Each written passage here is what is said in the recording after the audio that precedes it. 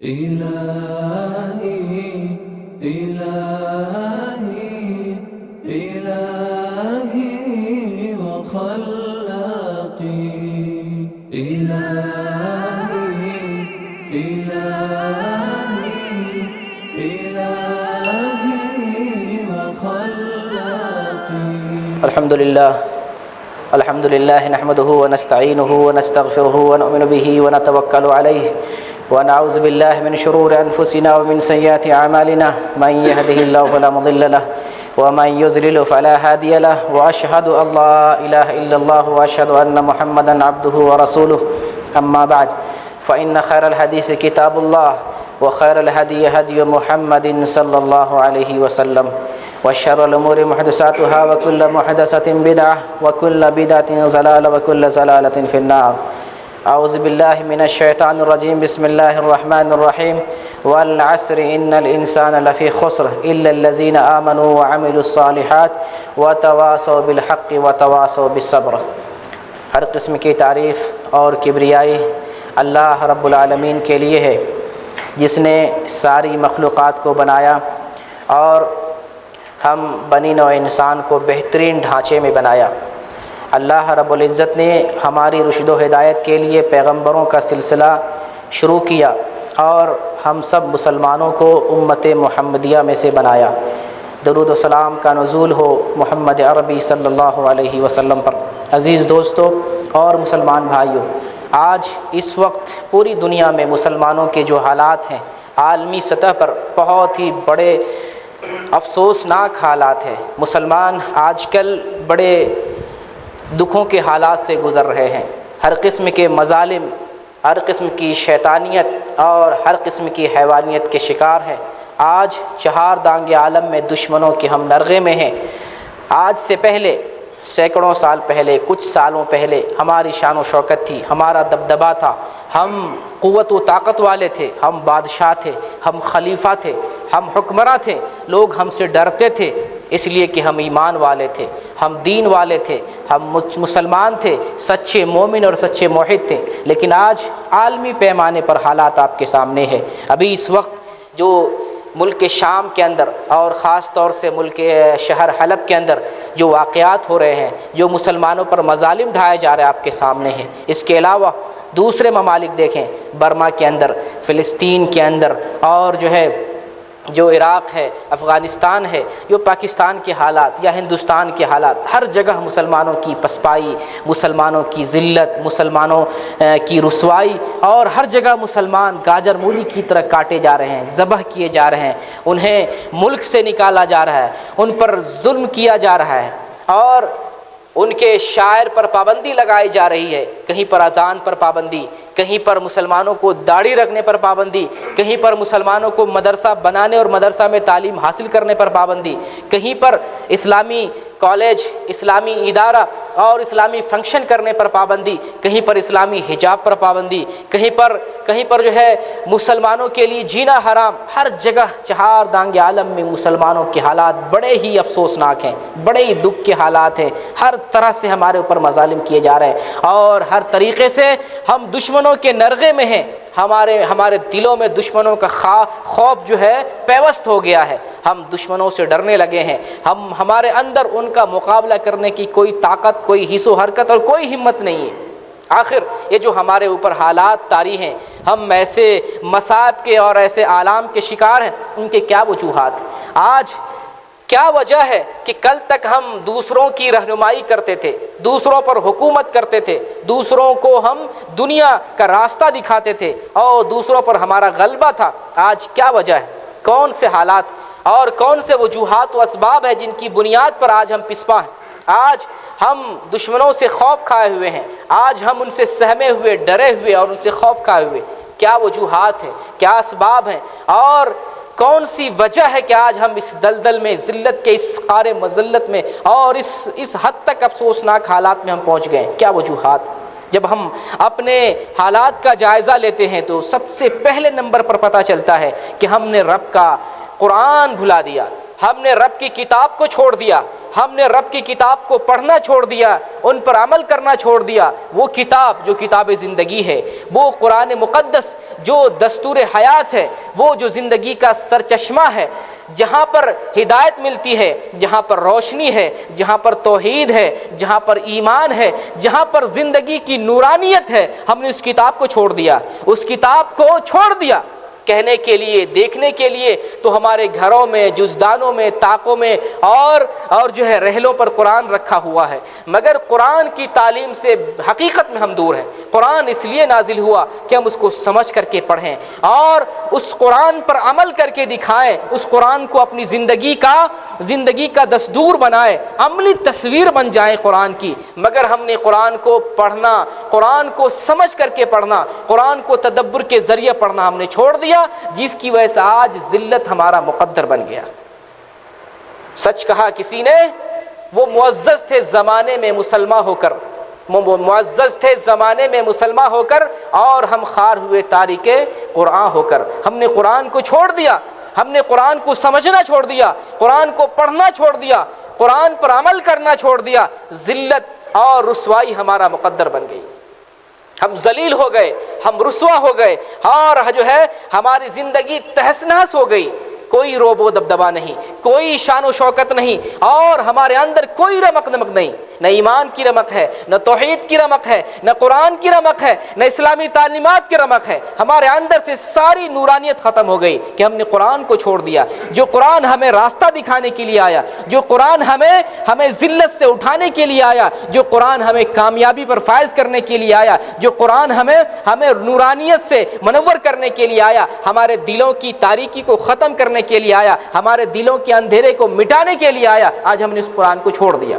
اس قرآن کو ہمیں سمجھ کر پڑھنے کی ضرورت ہے، یوں ہی تلاوت نہیں، قرآن کو سمجھ کر کے پڑھنے کی ضرورت ہے۔ یہی قرآن جو ہے عرب کے بدوؤں کو، جزیرۃ العرب کے بدوؤں کو اوج سریا پر جو ہے لا کھڑا کیا، زمین سے اٹھا کر جو ہے بلندیوں پر قائم کیا۔ یہی قرآن تھا جو صحابہ کے دلوں کو جگمگایا، جو نبی کے اصحاب کے دلوں کو، ان کی زندگی کو، ان کے علاقوں کو اور ان کے حیات کو منور کیا۔ یہی قرآن تھا، یہی قرآن تبدیلی پیدا کیا۔ اور آج بھی اگر اپنی ذلت کو ختم کرنا چاہتے ہیں، اپنی رسوائی کو ختم کرنا چاہتے ہیں اور کامیابی چاہتے ہیں، یہی قرآن ہماری زندگی میں تبدیلی پیدا کرے گا، یہی قرآن ہمارے دلوں کو جگمگائے گا، یہی قرآن ہمیں مایوسیت سے جو ہے دور کرے گا، یہی قرآن ہمیں رحمت کے قریب کرے گا، ہمیں برکت کے قریب کرے گا، ہمیں کامیابی سے قریب کرے گا، اور یہی قرآن ہمیں ہر طرح کی مصیبت سے، ہر طرح کی پریشانی سے نجات دلائے گا۔ تو ہمیں قرآن کو سمجھ کر کے پڑھنے کی ضرورت ہے۔ آج تارک قرآن بن کر ہم ذلت اور رسوائی کے مقدر بن گئے۔ ایک دوسری وجہ جو ہماری پسپائی اور ہماری ذلت اور ہماری ناکامی کا سبب بنی ہے، وہ وجہ ہے ایمان سے محرومی۔ کہنے کے لیے ہم مسلمان ہیں، کہنے کے لیے ہم ایمان والے ہیں، کہنے کے لیے ہم کلمہ پڑھنے والے ہیں، لیکن حقیقت میں ہمارے دل میں ایمان نہیں۔ ایمان کی جو حلاوت ہے، ایمان کی جو چاشنی ہے اور ایمان کی جو رمق ہے، ایمان کا جو تقاضا ہے، ہم اسے پورا نہیں کرتے ہیں۔ کہنے کے لیے مسلمان ہیں لیکن ایمان کے راستے پر نہیں چلتے، کہنے کے لیے ہم ایمان والے ہیں لیکن ایمان کے تقاضے کو پورا نہیں کرتے ہیں، کہنے کے لیے ہم کلمہ پڑھنے والے ہیں لیکن کلمے کے تقاضے کو، کلمے کے لوازمات کو، کلمے کی شروط کو اور کلمے کا جو عملی تقاضا اسے پورا نہیں کر رہے ہیں۔ تو ہماری زندگی میں کامیابی کہاں سے رہے گی؟ ہم کیسے کامیاب ہوں گے؟ ہم دنیا میں ہم کیسے حاکم بنیں گے؟ ہم دنیا میں پھر سے خلیفہ کیسے بنیں گے؟ ہم دنیا میں کیسے غالب ہوں گے؟ غالب ہونے کے لیے ضروری ہے کہ ایمان کے راستے پر آئیں، ایمان کے تقاضے کو پورا کریں۔ وہ لوگ جو جہاد کا نعرہ لگاتے ہیں، شام کے خلاف، بشار اسد کے خلاف، دشمنوں کے خلاف، کافروں کے خلاف عالم بغاوت بلند کرو، جہاد کے نعرے لگاؤ اور ان سے جہاد کرو۔ پہلے مجاہد تو بنو، مجاہد کے صفات تو پیدا کرو، ایمان کی رمق تو پیدا کرو۔ نمازوں میں، فجر کی نماز میں، عشاء کی نماز میں، قرآن میں اور ایمان کے راستے پر دل نہیں لگتا، مسلمان صحیح سے نہیں بنے، مجاہدین کا تقاضا پورا نہیں کیا۔ جو مجاہد فی سبیل اللہ کے جو صفات ہیں، ان کے دل میں، ان کی زندگی میں اور ان کے دستور اور ان کے حیات میں جو صفات ہوتے ہیں، جو طریقہ ہوتا ہے، جو مشن ہوتا ہے ان کا اور جو صفات ہوتے ہیں ان کے، وہ پہلے تو پورا کریں، ویسے ہی غازی بن جائیں گے، ویسے ہی مجاہد فی سبیل اللہ بنیں گے، یا ہمیں ویسے اوصاف کا حامل بننا پڑے گا؟ ویسے اوصاف پیدا کرنے پڑیں گے، ایمان کا تقاضا پورا کرنا پڑے گا، ایمان کی حلاوت اپنے دل میں جو ہے پیدا کرنی پڑے گی۔ اللہ رب العزت نے سورہ عصر کے اندر ارشاد فرمایا والعصر ان الانسان لفی خسر، والعصر قسم ہے زمانے کی، قسم ہے زمانے کی، ان الانسان لفی خسر، سارے انسان گھاٹے میں ہیں، ہر آدمی گھاٹے میں ہے، دنیا کا ہر فرد بشر، ہر آدمی اور ہر انسان، پوری دنیا کے لوگ گھاٹے میں ہیں۔ ان الانسان لفی خسر، سارے انسان گھاٹے میں ہیں، الا الذین آمنوا، سوائے ان لوگوں کو جنہوں نے ایمان لایا، سچے دل سے ایمان لایا، دل کی گہرائی سے اور دل کی سچائی کے ساتھ تصدیق کرتے ہوئے ایمان لایا۔ صرف زبان سے کہہ دیا لا الہ تو کچھ حاصل نہیں ہوگا، زبان سے کہہ دیا لا الہ تو کیا حاصل؟ دل و نگاہ مسلمان نہیں تو کچھ بھی نہیں۔ ہمیں ہمارے دل کو مسلمان کرنا پڑے گا، ہماری نگاہ کو مسلمان کرنا پڑے گا، ہماری بصیرت کو مسلمان کرنا پڑے گا۔ ہم نے صرف زبان سے لا الہ کہہ دیا ہے۔ الا الذین آمنوا، سوائے ان لوگوں کے جنہوں نے ایمان لایا، گھاٹے سے بچ گئے۔ کون بچا گھاٹے سے؟ نقصان سے، خسارے سے، ذلت سے، رسوائی سے، ناکامی سے کون بچے گا؟ وہ لوگ جو ایمان لائے۔ الا الذین آمنوا وعملوا الصالحات، جنہوں نے ایمان لایا اور نیک عمل کیا۔ صرف ایمان لانا کفایت نہیں کرے گا، عمل کے راستے پر چلنا پڑے گا، نیک عمل کرنا پڑے گا، اعمال صالحہ، اچھے اعمال کرنے پڑیں گے۔ وہ عمل جو نبی کریم صلی اللہ علیہ وسلم نے کر کے دکھایا ہے، وہ عمل اچھا ہے، جو ہماری نظروں کو اچھا لگتا ہے، ہمارے دل کو اچھا لگتا ہے، وہ اچھا نہیں ہے۔ جس کو محمد رسول اللہ صلی اللہ علیہ وسلم نے پسند کیا ہے وہی بس اچھا کام ہے، وہی نیک عمل ہے، وہی اعمال صالحہ ہے۔ جو ہم پسند کرتے ہیں، فجر کے وقت سونا اور عشاء کی نماز چھوڑنا، ٹھنڈی کے موسم میں وضو نہ کرنا اور جو ہے دین کے تقاضے کو نہ پورا کرنا، یہ اچھا عمل نہیں ہے، یہ شیطانیت ہے، یہ خواہش نفس ہے، یہ اپنے ضمیر کی بات ماننا ہے، اپنے من کی غلامی کرنا ہے۔ اچھا کام کیا ہے؟ جو محمد رسول اللہ صلی اللہ علیہ وسلم نے کر کے دکھایا ہے، وہ اچھا کام، وہ نیک عمل ہے اور وہ پاک کام ہے، اسے کرنا چاہیے۔ آج دین کے نام پر اور جو ہے اسلام کے نام پر بہت سارے لوگ ایسے کام کرتے ہیں جسے محمد رسول اللہ صلی اللہ علیہ وسلم نے انجام نہیں دیا، وہ اچھا کام نہیں ہے۔ جو کام آپ صلی اللہ علیہ وسلم نے کیا وہی کام اچھا ہے، جن کاموں سے آپ نے منع کر دیا وہ کام اچھا نہیں ہے، اور جن کاموں کی دلیل نہیں ہے، جو کام آپ صلی اللہ علیہ وسلم نے کیا ہی نہیں ہے، وہ بھی اچھا کام نہیں، وہ اپنے من مرضی کا کام ہے، وہ اپنی طبیعت کا کام ہے اور اپنی خواہش کا کام ہے۔ ایسے کاموں سے رکنا چاہیے اور ایمان کے راستے پر چلنا چاہیے۔ الا الذین آمنوا وعملوا الصالحات۔ اگر ہم ناکامی سے بچنا چاہتے ہیں، ذلت سے نکلنا چاہتے ہیں، قعر مذلت سے ابھرنا چاہتے ہیں اور کامیابی کے راستے پر آنا چاہتے ہیں، پھر سے چاہتے ہیں مسلمانوں کی وہی شان و شوکت قائم ہو جائے، وہی حکمرانی اور بادشاہت دنیا میں آ جائے اور اسی طریقے سے ہم دنیا میں اور جو ہے دوسری اقوام پر غالب آ جائیں، تو ہمیں ایمان کے راستے پر آنا پڑے گا اور نیک اعمال انجام دینے پڑیں گے۔ وتواصوا بالحق وتواصوا بالصبر، اور دینی دعوت کا فریضہ انجام دینا پڑے گا۔ جو دین ہم نے سیکھا ہے، جو قرآن ہم نے پڑھا ہے، جو تعلیم نبی اکرم صلی اللہ علیہ وسلم لے کر کے آئے اور ہم نے اسے سیکھا، اسے دنیا والوں تک پہنچانا ہے، دعوت دین کا فریضہ انجام دینا ہے۔ یقین جانے خود دین پر عمل کر لینا یہ کامیابی نہیں ہے۔ جو لوگ بہکے ہوئے ہیں، جو لوگ دین سے بھٹک گئے، جو لوگ دین سے پھر گئے، جو لوگ صحیح دین نہیں جانتے، جو لوگ منکرات کا جو ہے کام کرتے ہیں، جو لوگ سیئات انجام دیتے ہیں، جو لوگ برائی کے راستے پر چل پڑے ہیں، جو لوگ فتنہ فساد کا راستہ اختیار کیے ہوئے، انہیں بچانا، انہیں دین کے راستے پر لانا، انہیں ایمان کے راستے پر لانا، یہ دعوت ہماری ذمہ داری ہے، ہمارے کندھے پر ذمہ داری ہے۔ ہر مسلمان کی ذمہ داری ہے کہ وہ منکر کرنے والوں کو، وہ جو ہے برائی کرنے والے کو وہ برائی سے روکے اور دین کی جو صحیح بات ہے دنیا والوں تک پہنچائے۔ اس راستے میں اور یہ کام کرتے ہوئے آپ کو پریشانی لاحق ہو سکتی ہے، آپ کو دشواری آ سکتی ہے، کوئی گالی دے سکتا ہے، کوئی آپ کو غلط کہہ سکتا ہے، کوئی آپ کو برا بھلا کہہ سکتا ہے، ایسے عالم میں آپ کو صبر کرنا پڑے گا۔ وتواصوا بالصبر، اور آپ کو صبر کا دامن تھامنا پڑے گا۔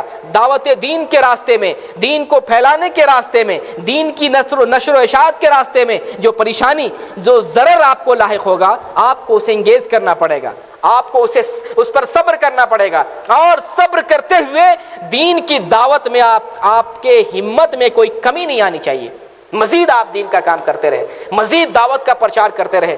ہم نے تو کچھ نہیں کیا، ہم نے تو نہ صحیح سے دین سیکھا، دین سیکھنے کے لیے جو پریشانیاں علماء نے اور جو ہے ہمارے اسلاف نے اور ہمارے بزرگان دین نے جو پریشانیاں اٹھائیں، ہمیں کہاں وہ پریشانی، ہم کہاں لاکھوں کروڑوں میل جا کر کے تعلیم حاصل کرتے ہیں، کہاں گئے آپ؟ ہم نے کہاں پریشانی دیکھی؟ سفر کی صعوبت دین کو حاصل کرنے کے لیے ہمیں کب جھیلنا پڑے؟ کبھی ہم نے سفر کی صعوبت دین کو حاصل کرنے کے لیے نہیں جھیلی، ہم نے دین کو سیکھنے کے لیے بھی کوئی تکلیف نہیں اٹھائی، اور دین کے پھیلانے کی کون سی تکلیف اٹھا رہے ہیں؟ ہم نے دین کو تو اپنے اوپر نافذ نہیں کیا، دوسروں کو کہاں سے پہنچا رہے ہیں؟ نبی کریم صلی اللہ علیہ وسلم دین کو پھیلانے میں کتنی تکلیفیں برداشت کی، یہ طائف کی سرزمین، اس وادی میں آپ کو کتنا ستایا گیا، دین کی تبلیغ کے لیے آئے تھے، دین حق کو دنیا والوں تک اور اہل طائف تک پہنچانے کے لیے آئے تھے، اس کے نتیجے میں آپ کو کیا ملا؟ آپ کو گالیاں، آپ کو پتھر، آپ کو لہو لہان کیا گیا، آپ پر مظالم ڈھائے گئے، اور باش جب آپ جو ہے لہو لہان ہو کر، تھک کر، چور ہو کر کے زمین پر جو گر پڑتے، آپ کو دوبارہ اٹھا لیا جاتا، پھر سے پتھر کی بارش شروع ہو جاتی، پھر سے آپ کو لہو لہان کیا جاتا۔ یہ طائف کی سرزمین، ہم نے دین کے لیے ہم نے کہاں پریشانی برداشت کی؟ کوئی پریشانی نہیں۔ ہم تو دین ہمیں جو ہے باپ دادا کے نام پر مل گیا، خاندانی سلسلے کی وجہ سے ہمیں دین مل گیا، دین کے لیے ہم نے کوئی پریشانی اور کوئی قربانی نہیں دی، نہ مال کی، نہ جان کی، نہ زندگی کی، کسی قسم کی ہم نے قربانی نہیں دی۔ دین ہمیں سستے میں اور مفت میں مل گیا۔ میرے بھائی، قربانی کی ضرورت ہے، ہمیں دین کے نام پر قربانی کی ضرورت ہے۔ ہمیں جو ہے سب سے پہلے دین کو سیکھنا ہے اور دین کو دوسروں تک پہنچانا ہے، صحیح طریقے سے پہنچانا ہے، صحیح دین کو پہنچانا ہے، وہ دین جو اللہ کی کتاب میں ہے، وہ دین جو محمد رسول اللہ صلی اللہ علیہ وسلم کی سنت طیبہ میں ہے، اس دین کو ہمیں پہلے صحیح طریقے سے سمجھنا اور اس دین کو صحیح طریقے سے امت تک پہنچانا ہے۔ اس راستے میں اگر پریشانی آئے، مصائب و مشکلات آئے، تو ہم اس کو جھیلیں، ہم اس کو برداشت کریں، ہم اس کو انگیج کریں۔ اللہ رب العالمین ہمارے ایمان کو اتنا مضبوط کر دے کہ راستے میں آنے والی پریشانی کو برداشت کر سکے۔ تو ایمان سے محرومی یا ایمان کی کمی کی وجہ سے آج ہم رسوا ہیں، ذلیل ہیں، پست ہیں اور ہیچ قوم بن گئے ہیں۔ اللہ رب العزت نے فرمایا وَأَنْتُمُ الْأَعْلَوْنَ إِن كُنتُم مُؤْمِنِينَ، تم کب غالب رہو گے، کب حاکم بنو گے؟ اللہ تعالیٰ نے بتا دیا وَأَنْتُمُ الْأَعْلَوْنَ، تم اگر مومن بنو گے، سچے مومن بنو گے، کامل مومن بنو گے اور اللہ پر سچے طریقے سے ایمان لانے والوں بنو گے تو غالب بنو گے۔ وَأَنْتُمُ الْأَعْلَوْنَ إِن كُنتُم مُؤْمِنِينَ، تم ہی غالب رہو گے، تم ہی جو دنیا پر تمہاری حکمرانی ہوگی اور تم ہی بادشاہ، تم ہی خلیفہ اور تم ہی حاکم بنو گے۔ ان کنتم مومنین، اگر تم مومن بنو گے۔ اگر ہم حقیقی معنوں میں مومن بن جائے تو آج بھی ہم غالب ہو جائیں گے، آج بھی ذلیل اور رسوا قوم ہمارے ماتحتی میں زندگی گزاریں گے، آج بھی کافر قوم ہم سے ڈریں گی، آج بھی مجوسی، پارسی، یہودی، عیسائی، نصرانی سارے لوگ ہم سے ڈریں گے، کیونکہ دنیا میں ہم ہی ایک حق والے ہیں، دنیا میں ہم ہی اللہ کے دین پر چلنے والے ہیں، دنیا میں ہم ہی اللہ والے ہیں، ہم ہی ایمان والے ہیں۔ ایمان، سچے ایمان کی ضرورت ہے اور سچی پہچان کی ضرورت ہے، سچے ایمان کے صحیح راستے پر آنے کی ضرورت ہے۔ تو ہم ایمان اپنے اندر پیدا کریں، ایمان کی حرارت پیدا کریں، ایمان کی چاشنی پیدا کریں، ایمان کی لذت پیدا کریں، ایمان میں رمق پیدا کریں، انشاءاللہ ہم غالب ہوں گے انشاءاللہ باذن اللہ۔ اسی طریقے سے آج ہماری ناکامی، نامرادی اور ذلت کی ایک وجہ یہ بھی ہے کہ ہم اللہ کے حکام اور رسول اللہ کے فرامین سے کوسوں دور ہے۔ زندگی میں دین نہیں، لیکن لمبی لمبی ہم باتیں کرتے ہیں، اپنی زندگی میں اسلام کی کوئی بات نہیں، لیکن جب تقریر کی بات آئے، جب تحریر کی بات آئے اور جب بیان کی بات آئے، لمبی لمبی باتیں ہانکتے ہیں۔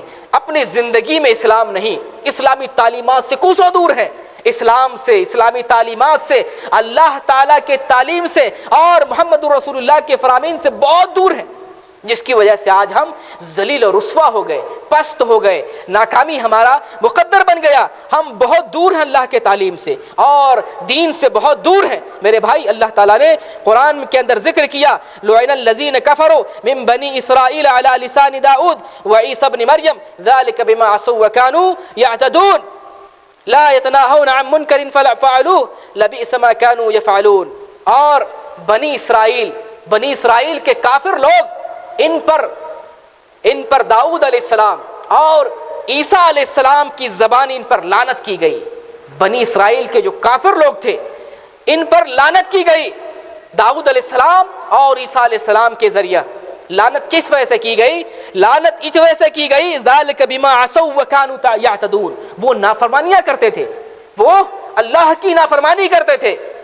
زبور کے اندر داؤد علیہ السلام نے جو تعلیم دی ہے، تعلیم لے کر کے آیا اللہ کی طرف سے، اور انجیل کے اندر عیسیٰ علیہ السلام جو تعلیم اللہ کی طرف سے لے کر کے آئے، ان کی قوم وہ تعلیم ٹھکرا رہی تھی، نہیں مان رہی تھی، ان کی جو ہے پامالی کر رہی تھی، جس کی وجہ سے داؤد علیہ السلام کے ذریعہ، عیسیٰ علیہ السلام کے ذریعہ بنی اسرائیل کے ان کفار پر لعنت بھیجی گئی. یہ نافرمانی کرتے اور دین سے تجاوز کرتے. وَيَعْتَدُونَ وَكَانُوا يَعْتَدُونَ. اور دین میں تجاوز کرتے. تجاوز کہتے ہیں دین کے اندر غلو کرنا، نافرمانی کرنا، حد سے تجاوز کرنا. جو دین کی بات نہیں اسے دین بنا لینا، اور دین کے نام پر جو ہے غلط چیزوں کو دین میں رواج دینا، دین کے دائرے کو پھلانگ دینا، دین کے دائرے سے جو ہے تجاوز کر جانا. اس کام کی وجہ سے بنی اسرائیل کے کافروں پر اللہ کی طرف سے ذلت آئی، لعنت بھیجی گئی ان پر. یہ لعنت کے مستحق قرار پائے. اور لعنت کس پر آتی ہے؟ لعنت کے مستحق کون ہوتے ہیں؟ لعنت کسے کہتے ہیں؟ رحمت سے دوری. اللہ کی رحمت سے دوری کو لعنت کہا جاتا ہے. اور جب کسی پر اللہ کی لعنت آ جائے، کیا وہ کامیاب ہوگا؟ کیا وہ حاکم بنے گا؟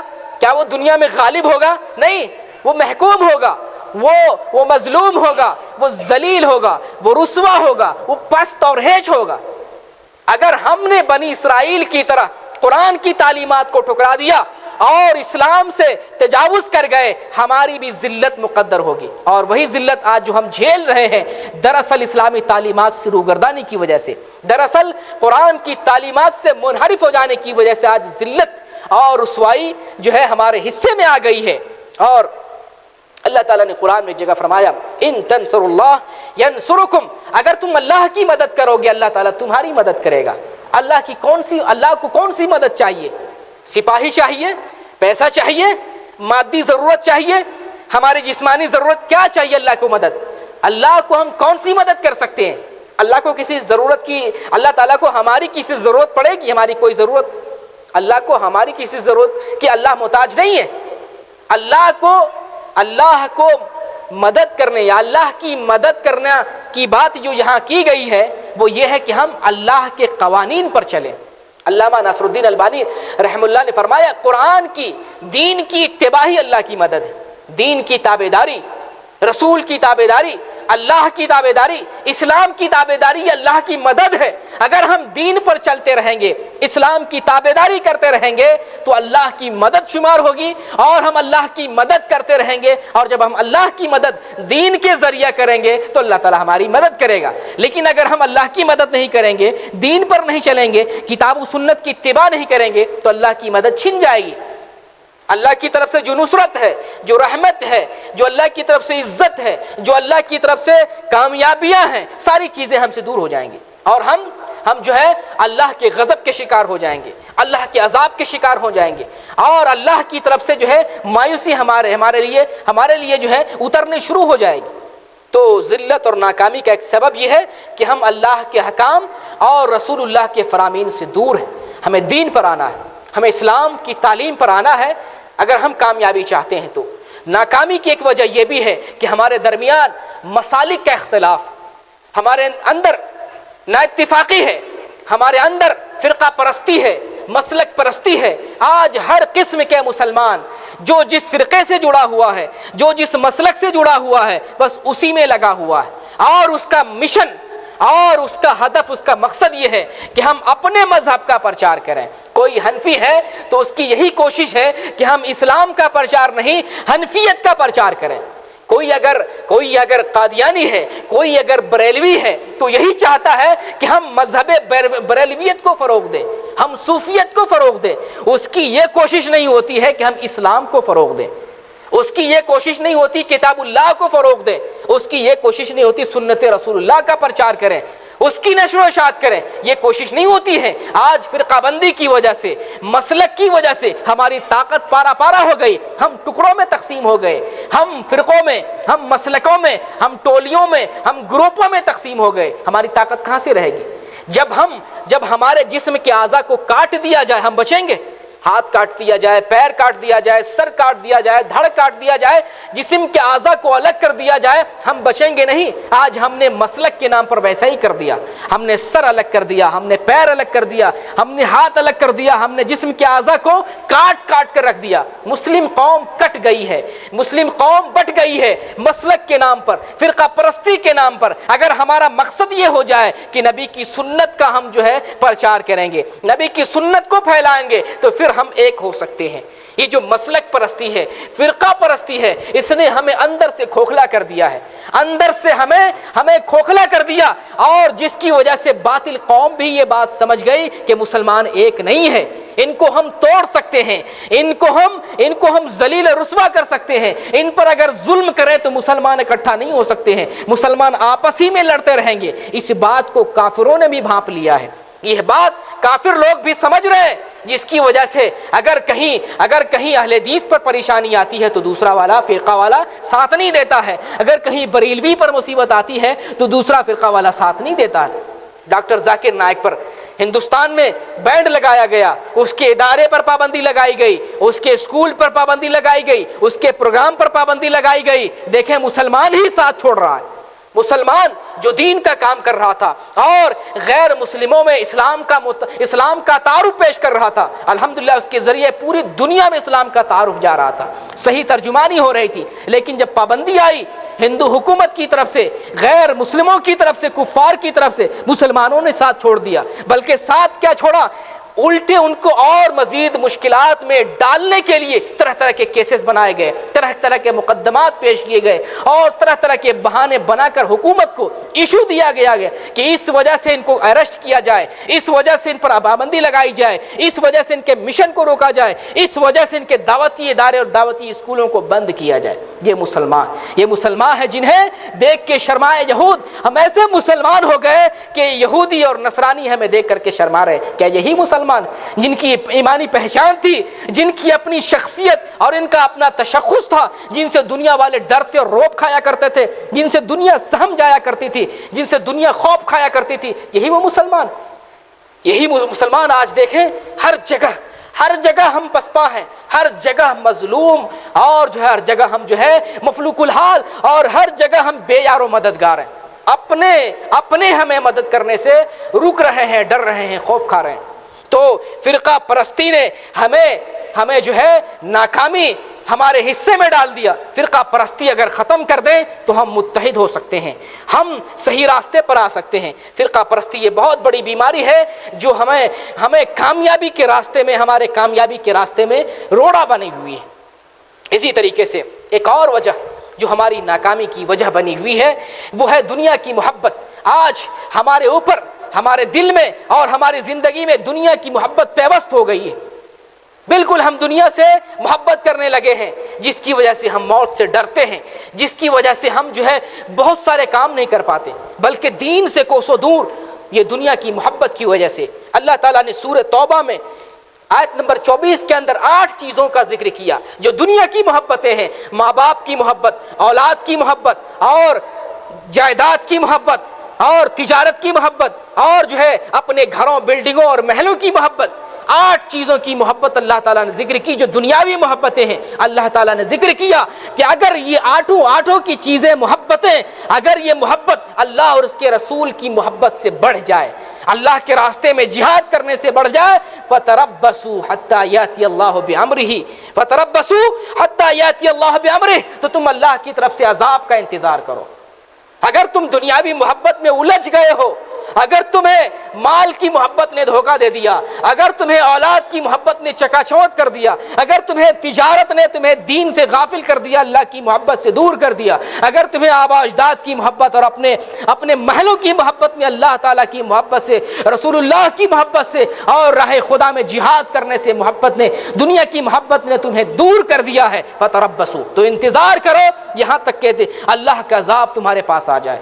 تو ہم دنیا کی محبت میں گرفتار ہو گئے اور اللہ کے عذاب کے مستحق بن گئے، اللہ کی طرف سے ہم اللہ کے غضب کے ہم شکار ہو رہے ہیں۔ دین کی محبت ہمارے اندر چاہیے، دنیا کی محبت نہیں چاہیے۔ یہ دنیا تو مری ہوئی بکری ہے، سڑی ہوئی بکری ہے، سڑی ہوئی مری ہوئی بکری سے مثال دی گئی اس دنیا کی۔ اس دنیا کو ہم کیا کریں گے لے کر؟ یہ دنیا تو چھوٹنے والی ہے، دغا دینے والی ہے، یہ دار فنا ہونے والی ہے۔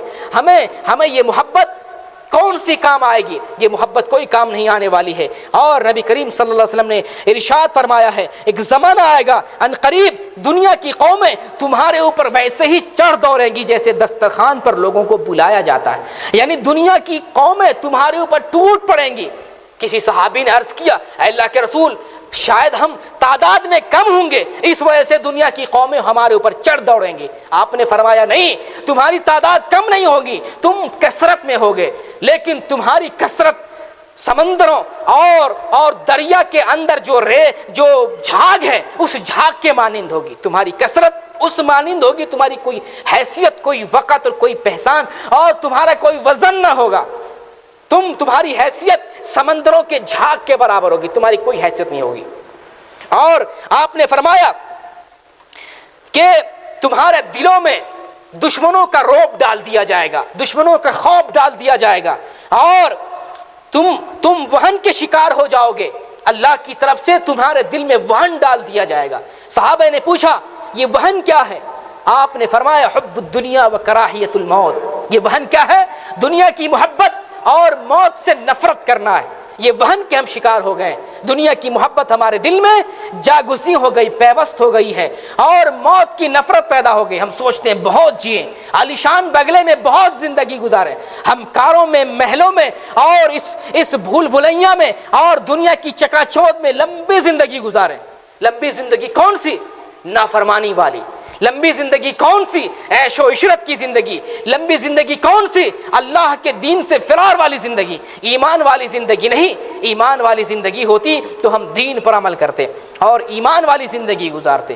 ہم دنیا کی محبت میں گرفتار ہو گئے، ہمارے دل میں موت کی نفرت پیدا ہو گئی، ذلت ہماری مقدر ہو گئی، ہم رسوا ہو گئے، ہم ذلیل ہو گئے۔ یہ وجوہات تھے، چند وجوہات جس کی وجہ سے آج ہم ذلیل ہیں، آج ہم پسپا ہیں، آج ہم ناکام ہیں۔ اگر ہم ناکامیوں کو دور کرنا چاہتے ہیں، اگر ہم دشمنوں کا مقابلہ کرنا چاہتے ہیں، نائجیریا میں، فلسطین کے اندر، برما کے اندر، بنگلہ دیش کے اندر، پاکستان کے اندر، یا شام، مصر، فلسطین اور لبنان کے اندر، اگر کہیں بھی اگر ہم دشمنوں کا مقابلہ کرنا چاہتے ہیں، اگر ہم ان سے جیتنا چاہتے ہیں، پھر سے وہی رعب و دبدبہ جو پہلے تھا، پھر سے وہی شان و شوکت جو پہلی تھی، پھر سے وہی حکمرانی جو پہلے تھی، اگر دوبارہ قائم کرنا چاہتے ہیں تو ہمیں جو اسباب ہم نے کمزوری کے اسباب گنائے، ان اسباب کو دور کرنا پڑے گا، ان کمزوریوں کو ختم کرنا پڑے گا، اور 3 کام مزید کرنے۔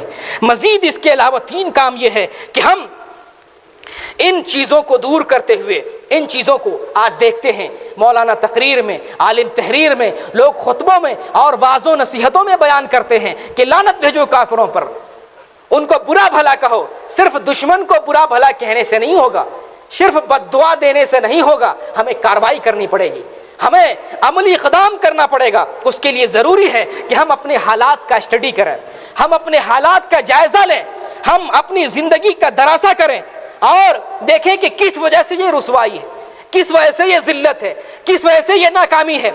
اکثر و بیشتر ناکامی اپنی وجہ سے ہے، اکثر و بیشتر یہ جو ہے ذلت اور پسپائی اپنی وجہ سے ہے۔ وما اصابکم من مصیبت فبما کسبت ایدیکم، تمہارے کرتوت کی وجہ سے یہ برے اعمال ہیں، برے اعمال کی وجہ سے تمہارا یہ حال ہوا ہے، یہ جو مصیبت ہے، پریشانی ہے، یہ تمہارے اپنے کرتوت کا نتیجہ ہے، تمہارے ہاتھ کی کمائی ہے، تمہارے اپنے اعمال، اپنے کردار کا نتیجہ ہے۔ اگر ہم ذلت سے نکلنا چاہتے ہیں تو اپنے اعمال کا جائزہ لینا پڑے گا، حالات کا جائزہ لینا پڑے گا اور اپنے حالات کو درست کرنا پڑے گا۔ اپنے حالات کو، اللہ تعالیٰ کسی قوم کی حالات کو اس وقت تک نہیں بدلتا جب تک ہم اپنے حالات کو بدلنے پر آمادہ نہیں ہوں۔ جب ہم اپنے حالات کو نہیں بدلیں گے تو اللہ تعالیٰ ہمارے حالات کو نہیں بدلے گا۔ تو اپنے حالات کا اسٹڈی کریں اور جن وجوہات کی بنیاد پر ہم ذلت کے جو ہے گہرائی میں پہنچے ہیں، ان حالات کو، ان اسباب کو، ان کمزوریوں کو ختم کریں۔ اور اس کے علاوہ دین سے لا تعلقی، دین سے غفلت، دین سے دوری اور اللہ اور اس کے رسول سے دوری کی وجہ سے بھی ہم جو ہے ناکامی کے شکار ہوئے، ہم دین سے تعلق پیدا کریں، دین سے محبت پیدا کریں، قرآن اور سنت رسول سے محبت پیدا کریں۔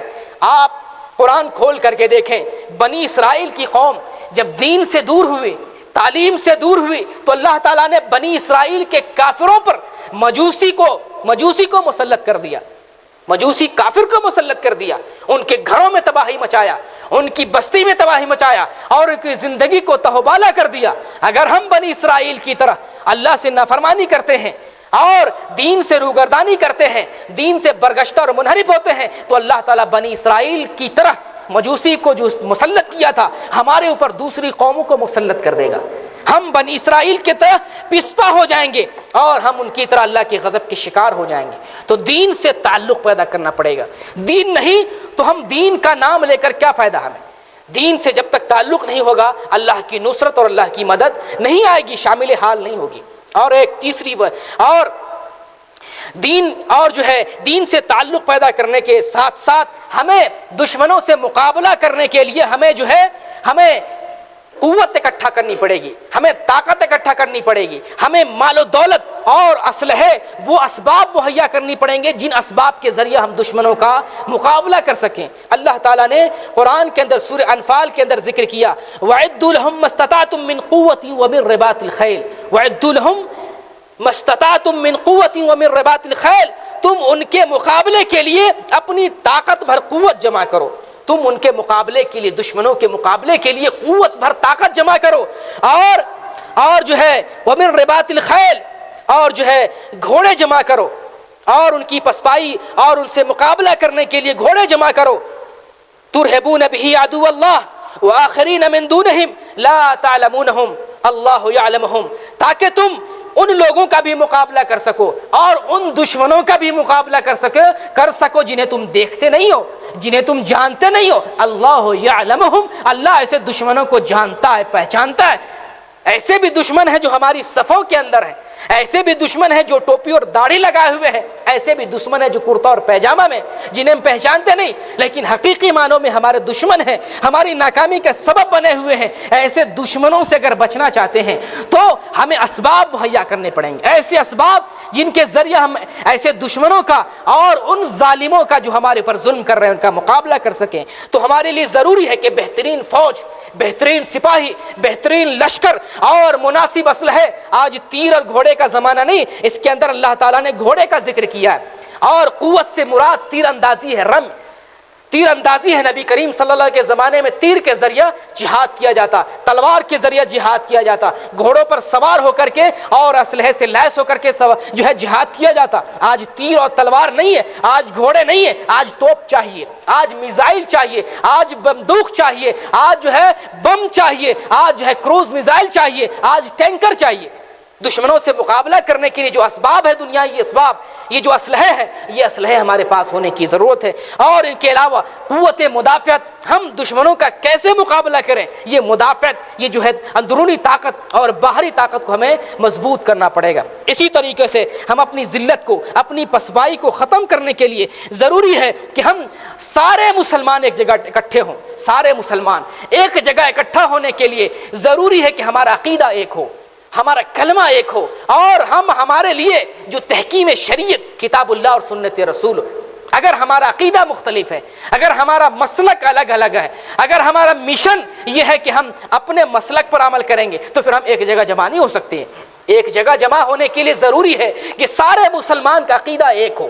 ایک عقیدہ جب تک نہیں ہوگا مسلمان ایک نہیں ہو سکتے ہیں۔ جب تک مسلمان کتاب اللہ اور سنت رسول کو اپنا قانون نہیں بنائیں گے اس وقت تک ایک نہیں ہو سکتے ہیں۔ جب ہم نے اپنا قانون بنا لیا کہ ہم فتویٰ اپنے کتاب میں تلاش کریں گے، ہم مسئلہ اپنے کتاب سے حل کریں گے، ہم دین کی بات اپنے مولانا سے پوچھیں گے، تو کبھی ایک نہیں ہو سکتے ہیں۔ ضروری ہے دین کے لیے ہم کتاب اللہ اور سنت رسول کو اپنا قانون بنائے، اپنا دستور بنائے اور اپنے عقیدے کی اصلاح کریں۔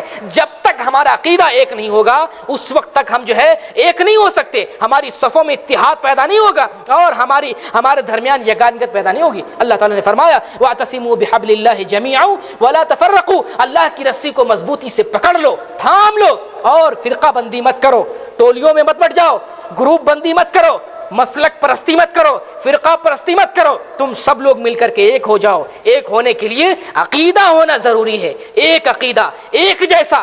جب تک ایک جیسا عقیدہ نہیں ہوگا اس وقت تک ہم ایک نہیں ہو سکتے ہیں۔ اللہ تعالیٰ نے ارشاد فرمایا وَلَا تَنَازَعُوا فَتَفْشَلُوا، کہ تم آپس میں اختلاف مت کرو، تم جو ہے بزدل ہو جاؤ گے، کمزور ہو جاؤ گے، تم ناکام ہو جاؤ گے۔ وَلَا تَنَازَعُوا، آپس میں اختلاف مت کرو، فَتَفْشَلُوا، تم بزدل ہو جاؤ گے، وَتَذْهَبَ رِيحُكُمْ، اور تمہاری ہوا اکھڑ جائے گی، تمہاری طاقت ختم ہو جائے گی، تم ذلیل اور پست ہو جاؤ گے، تمہاری ہوا اکھڑ جائے گی۔ وَاصْبِرُوا إِنَّ اللَّهَ مَعَ الصَّابِرِينَ، اور صبر کرو، اللہ تعالیٰ تمہارے ساتھ ہوگا، صبر کرنے والوں کے ساتھ ہوگا۔ تو ہمیں ایک ضروری ہے کہ ایک عقیدہ ہو کر ایک ہی عقیدے پر جو ہے ایک جگہ جمع ہو سکتے ہیں۔ اگر ہمارا عقیدے میں کھوٹ رہے، اگر ہماری توحید میں خلل رہے تو ایک جگہ جمع تو ہو سکتے ہیں لیکن ہمارے اندر اتحاد پیدا نہیں ہوگا۔ اتحاد کے لیے ضروری ہے کہ ہم اپنے عقیدے کو جو ہے ایک کریں، مسلکی اختلاف ختم کریں، اپنی فقہ کو ختم کریں، اپنے مسائل کو ختم کریں، اپنے مسلک کا جو ہے گلا گھونٹ دیں، آئیں کتاب اللہ اور سنت رسول پہ، کتاب اللہ اور سنت رسول پر جمع ہو، اور سارے لوگ مل کے جو عقیدہ محمد الرسول اللہ صلی اللہ علیہ وسلم کا تھا وہی عقیدہ سارے مسلمان تسلیم کر لیں تو ہم متحد ہو جائیں گے، ہم منظم ہو جائیں گے، اور جب ہم منظم ہو جائیں گے تو دنیا کی کوئی طاقت ہمیں پسپا نہیں کر سکتی ہے۔ اللہ تعالیٰ سے دعا ہے بار الہ، آج جو ہمارے حال ہے، آج جو ہمارے حال اس کی اصلاح فرما دے۔ جہاں جہاں مسلمان ذلیل اور رسوا ہیں اللہ تعالیٰ مسلمانوں کو اپنی پناہ میں لے لے۔ اے اللہ ہماری ذلت کو ختم کر دے، اے اللہ تو عزت اور سرفرازی دے، اے اللہ ہمارے اندر قوت دے، ایمان کی قوت دے، توحید کی طاقت دے، اے اللہ محمد رسول اللہ سے محبت کرنے والا بنا، اے اللہ سنت سے محبت کرنے والا بنا، اے اللہ دین پر چلنے والا بنا، اے اللہ ہمارے اندر ایمان کی رمق پیدا کر دے، اے اللہ ہمارے بچے کو جاباز سپاہی اور جاباز مجاہد بنا دے، اگر ضرورت پڑے تو جان کا نذرانہ پیش کر سکے، اگر ضرورت پڑے تو اپنی زندگی اسلام کے لیے جو ہے وقف کر سکے۔ یا بار الہ ہمارے دلوں میں اپنا ایمان اور اپنی جو ہے تاثیر، اپنی قوت پیدا کر دے۔ یا بار الہ ہمارے دل کو اسلام کی تعلیمات سے، اسلام کی نورانیت سے منور کر دے۔ یا بار الہ جہاں جہاں مسلمان پریشان حال ہیں، مفلوک الحال ہیں، تنگ دست ہیں اور دین سے دور ہیں، غافل ہیں، سارے مسلمانوں کی اصلاح فرما دے۔ اے اللہ جہاں مسلمان ظلم کے شکار ہیں اے اللہ ان کو اپنی پناہ میں لے لے، ان کو تو اپنی غیبی مدد پہنچا۔ اے اللہ شامی مسلمانوں کی حفاظت فرما، اے اللہ برما کے مسلمانوں کی حفاظت فرما، اے اللہ فلسطین، لبنان، مصر، عراق، سارے جہان کے مسلمانوں کی حفاظت فرما۔ اے اللہ جہاں جہاں مسلمان ہیں اے اللہ مسلمان کو اسلام کی سمجھ دے، دین کے راستے پر لا، اور ان کو اپنی حفاظت میں، اپنی پناہ میں لے لے۔ یا بار الہ جب تک زندہ رہیں اسلام پر زندہ رہیں، اور جب خاتمہ ہو تو اسلام پر خاتمہ ہو۔ آمین۔ وآخر الدعوانا ان الحمد للہ رب العالمین۔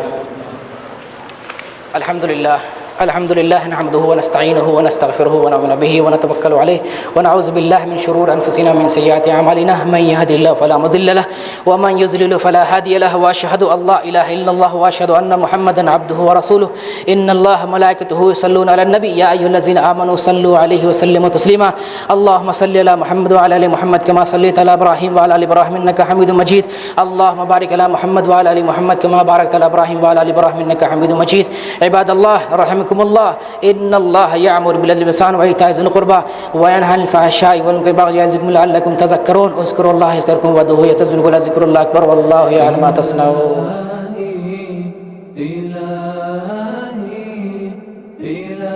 إلهي وخلاقي إلهي